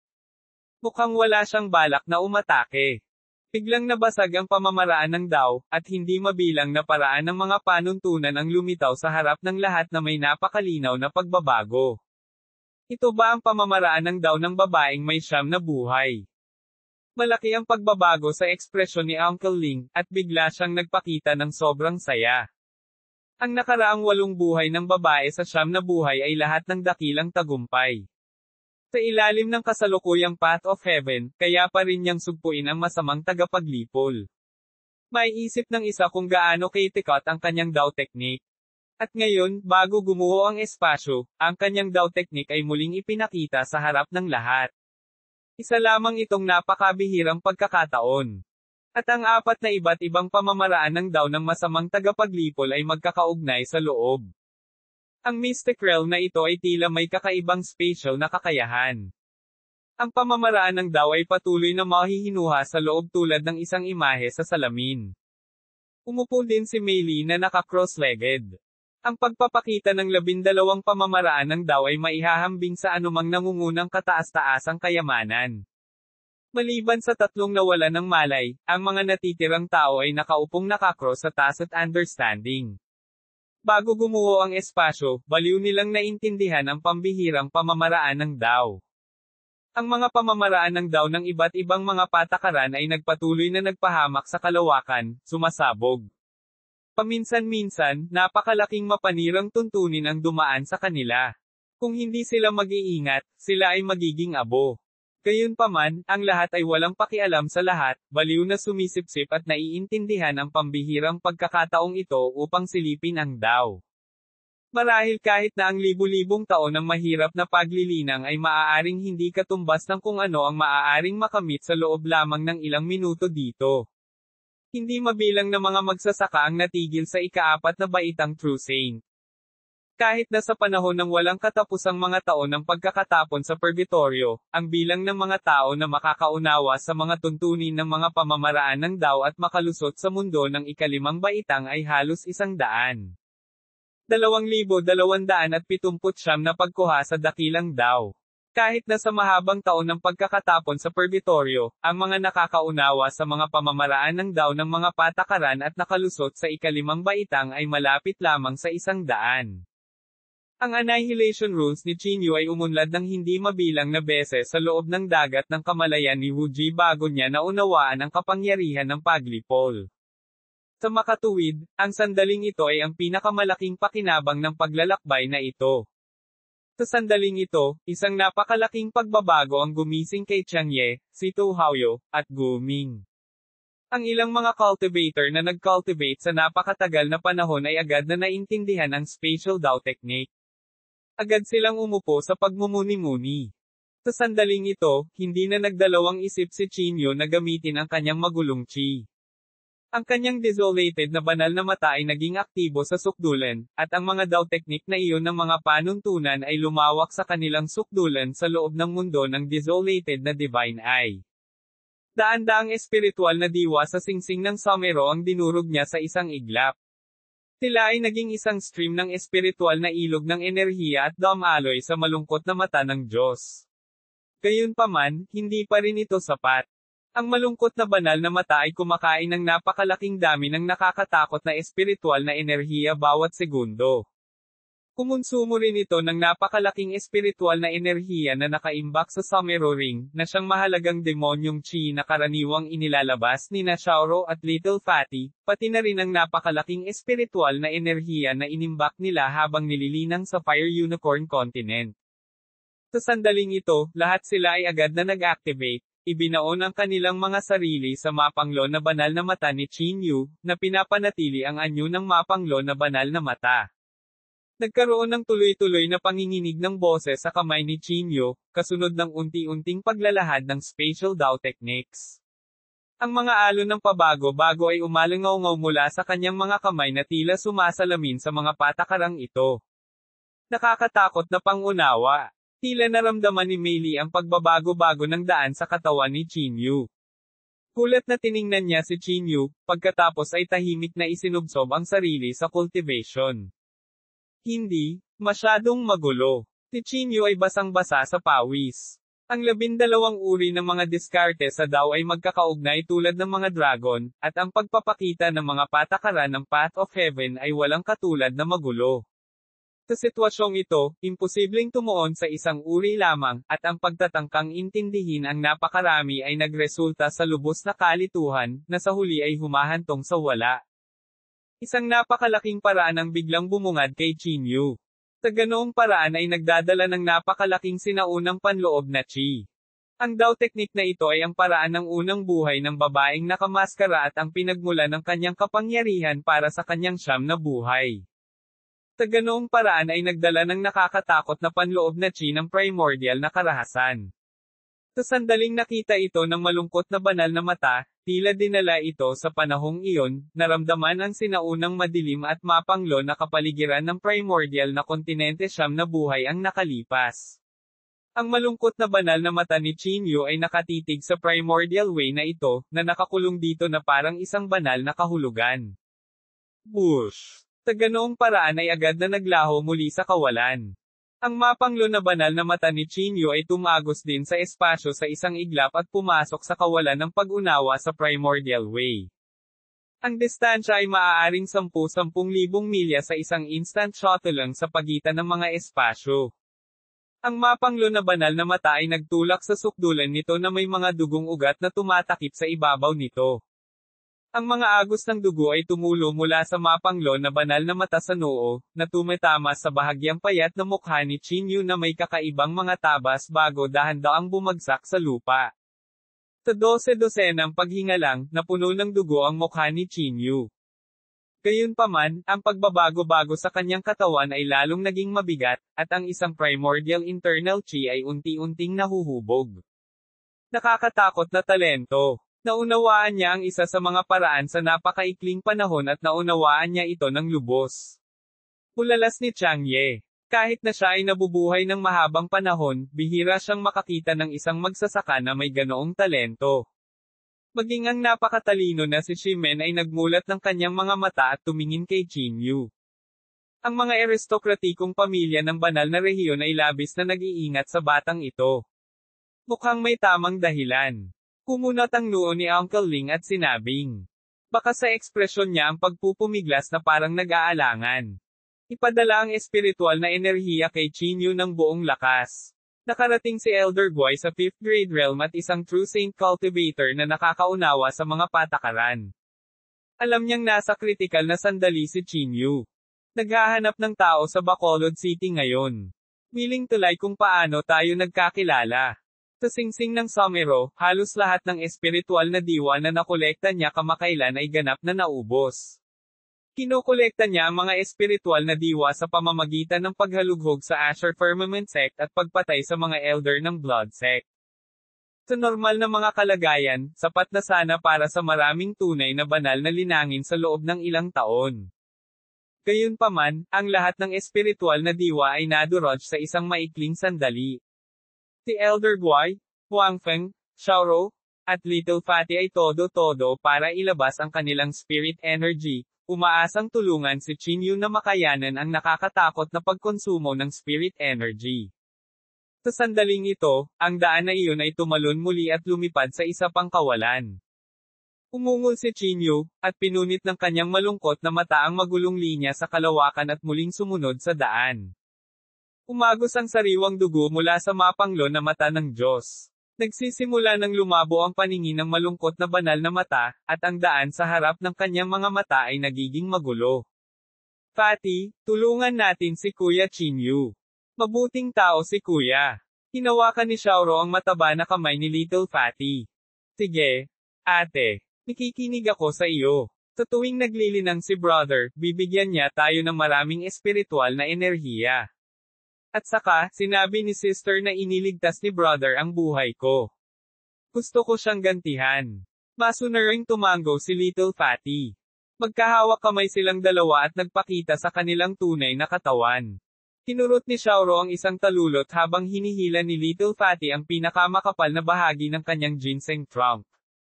Ang 10,000 taong gulang na daffodil at ang 10,000 taong gulang na ginseng ay biglang nagbago sa masiglang espiritual na enerhiya sa kalawakan. Ang masiglang espiritual na enerhiya ay lumundag sa mapanglo na banal na mata ni Qin Yu, at ang napakalaking enerhiya ay nagpapanatili sa anyo ng mapanglo na banal na mata. Ang panginginig ng lamig ay dahan-daang damaloy sa kaluluwa ni Qin Yu, na nagpapasigla sa kanyang espiritu. Ang masaganang aroma ng gamot ay nag-ayos ng pinsalang dulot ng mapanglo na mata ng Diyos at nagbigay din ng saganang supply ng enerhiya. Salamat! Naramdaman ni Qin Yu ang pag-init ng kanyang mga mata, at malamang nahulaan niya kung ano ang nangyari sa somero ring. Gayunpaman, hindi ito ang oras para maging emosyonal siya. Galit na galit siyang nag-analisa sa ganoong paraan, at ang kanyang dagat ng kamalayan ay nagsimulang maghinuha muli. Isang napakalaking aura ang lumabas mula sa katawan ni Qin Yu, ang kanyang buhok ay sumasayaw ng ligaw habang ang primordial internal chi ay lumulubog na parang isang mabangis na sinaunang hayop. Patong-patong na nabuo ang aura na iyon. Kaunting oras na lang. Si Qin Yu ay sumisigaw ng baliw sa kanyang puso. Sa sandaling ito, malapit na siyang ganap na maunawaan ang kapangyarihan ng mga patakaran. Boom! Si Guming, sa gilid, ay ngumisi at biglang hinampas ang palad niya pasulong. Malamig na sumangot si Shimen, at biglang, nabasag ng sword light ang palad. Anong ibig mong sabihin? Umungol si Guming na may liko na ekspresyon. Gusto talaga niyang matakpan ang paglilinang ni Qin Yu. Hindi siya pinansin ni Shimen at muling pumikit. Ang taong ito ay kinuha lamang ang babae ng siyam na buhay. Kung hahayaan natin siyang magpatuloy sa paglilinang, hindi natin maaaring patayin ang babae ng siyam na buhay. Sigaw ni Guming sa kanila. Ngayong patay na ang kanyang anak, ang salarin ay ang babae ng siyam na buhay. Dapat niya itong patayin. Bukod dito, ang batang nauna sa kanya ay nagkaroon din ng away ng dugo sa kanyang anak. Hindi niya pababayaan si Qin Yu. Ito. Parehong nag-alinlangan sina Uncle Ling at Mei Li. Ito ay isang malaking pagkakataon na maaaring hindi makatagpo ng isang magsasaka kahit isang beses sa kanyang buhay. Ito ay magiging isang pangmatagalang paghihiganti ng walang katapusan kung ito ay talagang magambala. 2,280 interrupted comprehension. Hindi ako Cecil Kay. Dapat ay napahamak na ang babaeng may siyam na buhay. Ang babaeng iyon ay sisidlan lang. Taglit na nag-alinlangan si Mei Li ngunit umiling. Tiningnan ni Uncle Ling ang masamang tagapaglipol. Nang makitang hindi nagpahayag ng kahit ano ang masamang tagapaglipol, tahimik siyang umatras sa tabi. Nang makitang walang umalalay sa kanya, biglang itinapon ni Guming ang bracelet na suot niya sa kanyang kamay. Ang pulsaries ay agad na nakabukas ng 100 malalaking bungo, at bawat isa ay may malungkot na enerhiya ng mga patay na katawan na dahan-daang naglalabas mula sa mga butas ng mata ng mga bungo. Bigla siyang pumalakpak, at sumabog ang mga bungo. Ang siksik na enerhiya ng mga bangkay ay nagdulot ng napakalaking chain reaction, at isang serye ng mga pagsabog ang sumabog sa paligid ng Chinyu. Halos kaagad, isang puting ilaw ang kumislap. Ang liwanag ng espada ay agad na nabasag ang nakakatakot na shockwave mula sa pagsabog ng enerhiya ng mga bangkay, ngunit hindi ito nakaapekto sa Chinyu.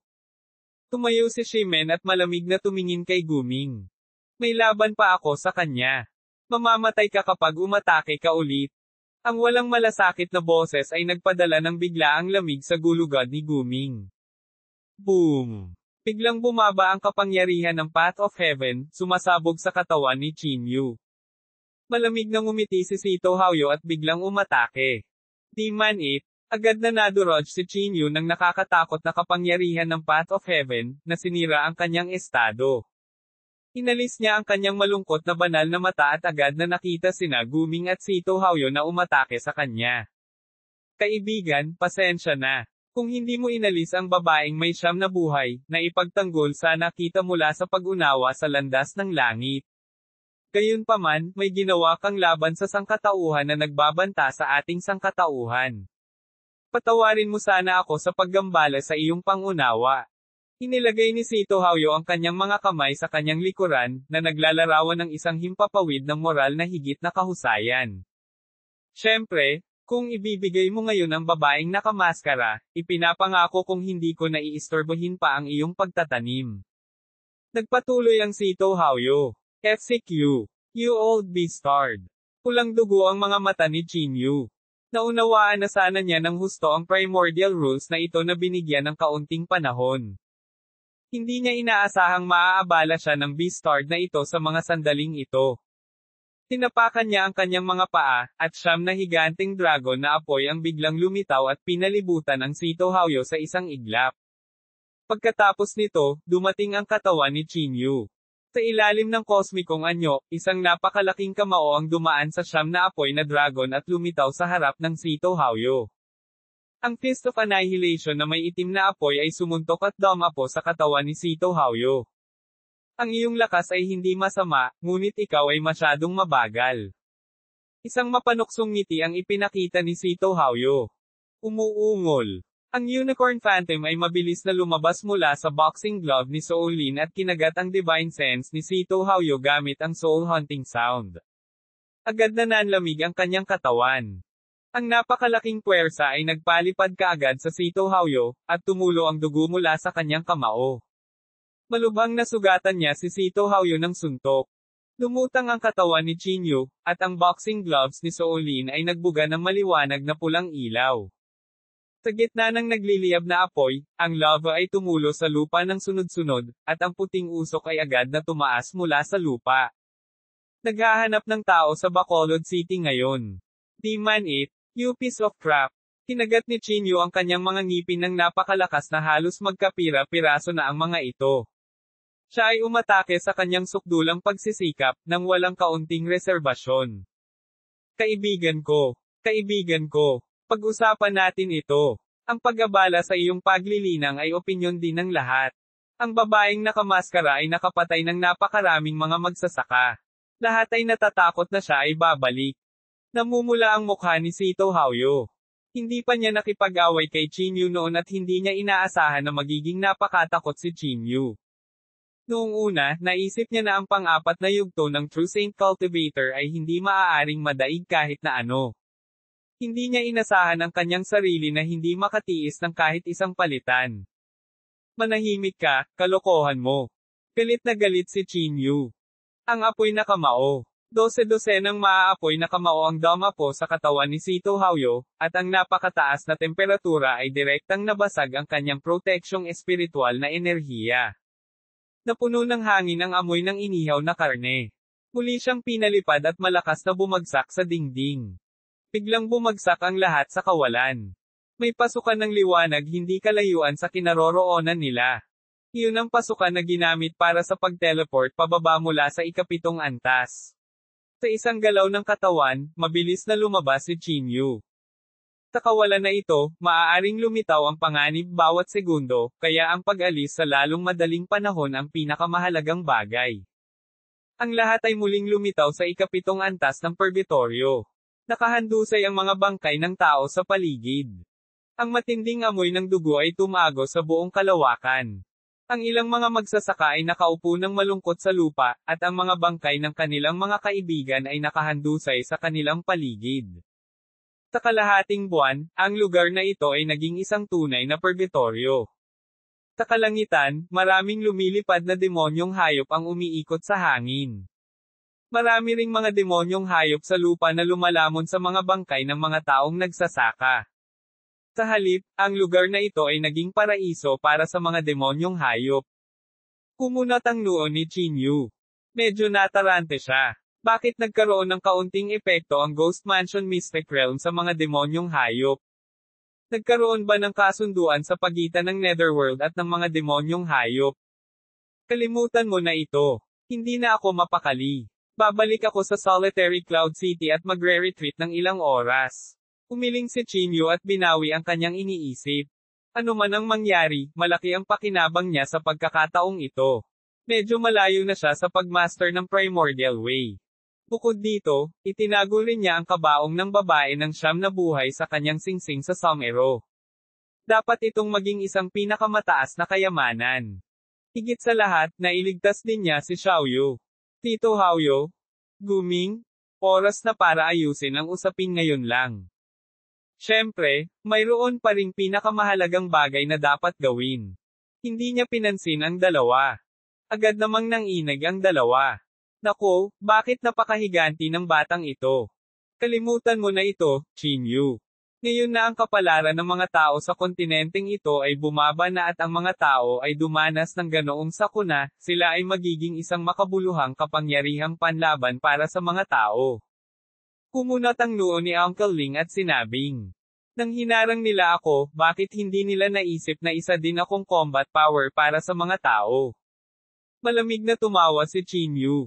Di man itinago mo ang babaeng nakamaskara at nang ahas ka pa ring maging mapangahas. Lahat, tingnan mo. Itinatago niya ang taong pumatay sa napakaraming tao sa ating mga magsasaka. Kung ang babaeng nakamaskara ay muling nabuhay, isa na namang sakuna para sa sangkatauhan. Sigaw ni Guming. Kaagad, nagbago ang mga ekspresyon ng mga tao sa paligid, at ang mga titig na tumingin sila kay Chinyu ay naging hindi pala kaibigan. Ang lumang bagay na ito ay hindi madaling harapin, at siya ay nag-udyok ng napakaraming magsasaka. Tahimik na nagmura si Chinyu. Malapit na rin maubos ang magulong chi sa kanyang katawan. Wala rin naman siguro siyang advantage kung ipagpapatuloy niya ang laban. Bukod dito, ang kabaong ng babae ng siyam na habang buhay ay kasama niya. Ang kabaong na ito ay ang lugar kung saan nililinang ng babae ng siyam na panghabang buhay. Siguradong naglalaman ito ng panloob na chi ng dakilang daw ng siyam na buhay. Ito ang kapalit ng buhay ng lahat ng mga nagsasaka ng tao sa buong purgatorio. Bakit mo ito pagmamay-ari? Malakas ang boses ni Sito Haoyu, na nag-udyok sa mga nakapaligid na magsasaka. Nang marinig ng mga nakapaligid na magsasaka ang tungkol sa dakilang daw ng langit at lupa, bumilis ang kanilang paghinga. Ang robe na dati niyang nakuha kay Wuji ay naglalaman din ng kanyang Great Dao, na naging sanhi ng matinding away dito.